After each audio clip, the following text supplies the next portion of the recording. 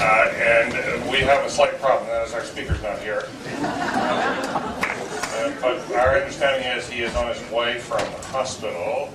He's with an assistant that is, who is driving him here, and Connie has just gone out to see if she can locate people. But perhaps it strikes me that given the size of this audience, and we're just delighted that you're here, that most of you already know a lot about Paul Farmer, and that's what's drawn you here. We've been looking forward to this, a chance to hear from this extraordinary individual. But perhaps in order to, Paul Farmer knows who he is. So we don't need to wait for him to talk about his background. So we might do some of that now, and then when he comes, we'll be ready to roll. Will that be all right? All right, good. I want to...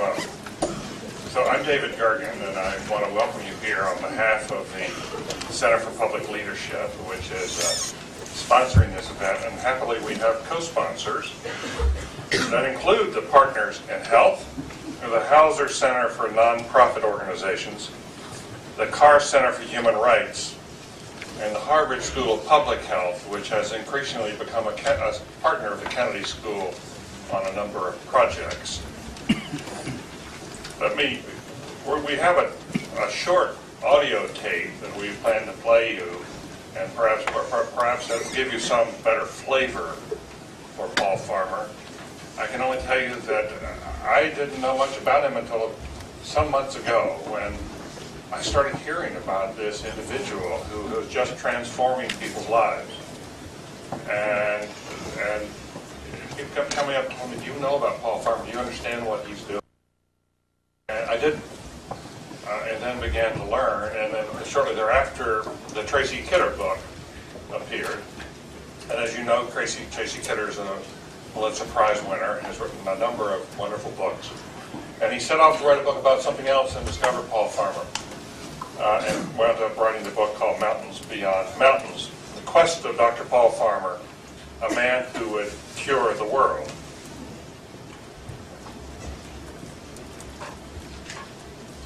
Perhaps a bit more about his background. He was born in North Adams, Massachusetts. He was the second of 6 children. And in the mid-60s, when he was young, the family moved south, moved to Alabama to find better work opportunities for his dad. That didn't work out, and they left in a large bus called the Bluebird. The family went to Florida. The bus was purchased at an auction and had once been used as a mobile TB clinic. The family lived on the bus, and later on a boat in Florida. It has been said that there were, no, I think he may be here. Yes, he is.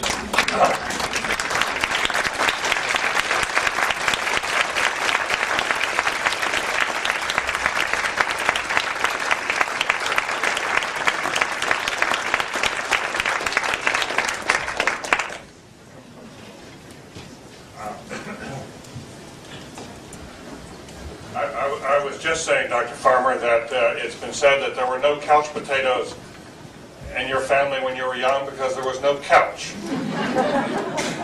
Outside, there was a couch outside. There was a couch outside. He has, about 11 years ago, he was received the MacArthur Foundation Genius Grant, $200,000. I've often wondered what happened to those Genius Grants after they were awarded. Paul Farmer donated the entire sum to Partners in Health in order to expand that organization, and that's been typical of the way he has lived for a long, long time. As a bachelor, he indeed lived in the basement of Partners in Health, even after he met his wife, Dee Dee Bertrand, a Haitian woman. They continued to live in the basement until their daughter was born in 1998. Does she have a couch? Yes. She does have a couch. Fine. He's a medical anthropologist, a physician. He is currently the Presley Professor of Medical Anthropology in the Department of Social Medicine at the Harvard Medical School. And as you know, his impact extends far beyond Cambridge with his work. If we might indulge you, sir, if you'll take a few more minutes, we'd like to play a very brief piece of a tape from Fresh Air, which I think introduces him more than anything I could say. So, roll tape, Connie. Well, in 1988, 3 people from right around the clinic died of tuberculosis. And that was a very traumatic experience for me, at that time we had only one doctor, and for the community health workers on whom we relied. And there were several nurses at the time. And we got together and said, what happened here? How could we lose 3 otherwise healthy young people, parents with kids? How could we lose them to this eminently treatable disease? And it was interesting. There were all these discrepant theories as to what had happened. And some people, and it was really mostly the professionals, they tended to blame the patients, and they brought up this whole idea of, they believe in voodoo and they're superstitious, and that's why they die of tuberculosis even though they have free care. But the community health workers who shared the social conditions of the patients who died, they didn't agree, by and large. They said, no, these are the poorest patients who died. And when we started looking harder that year at our so-called free TB treatment program, we found all kinds of hidden costs. For example, we found that it cost money to get to the clinic if you were too sick to walk. And even if you could walk, for 3 hours, you're not doing something else. If you're a peasant farmer, you're not planting, you're not hoeing. But for people who couldn't walk, they had to pay to borrow a donkey. And then we found that at that time we were using a drug called streptomycin. It's not used as widely anymore. It's a good TB drug, but you have to give it as an injection. And we found out that they were paying people to give them the injection in the village.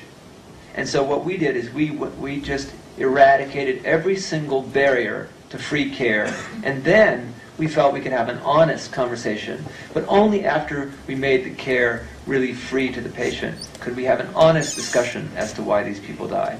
And so I have to say, since that time, since we overhauled the project, we haven't lost patients to tuberculosis. Why do you, though, do that kind of work? Why are you doing hands-on work in the clinic now and visiting patients in faraway regions? I would think your time is very short. You have this huge project that you help administer and fundraise for. Well, what did I say? I do it because I like it. It's my favorite part of the work. The clinical work. Patients in their homes. They're not homes, they're huts. And as you said, we get some of our best ideas by walking a long way and thinking about what patients must be going through.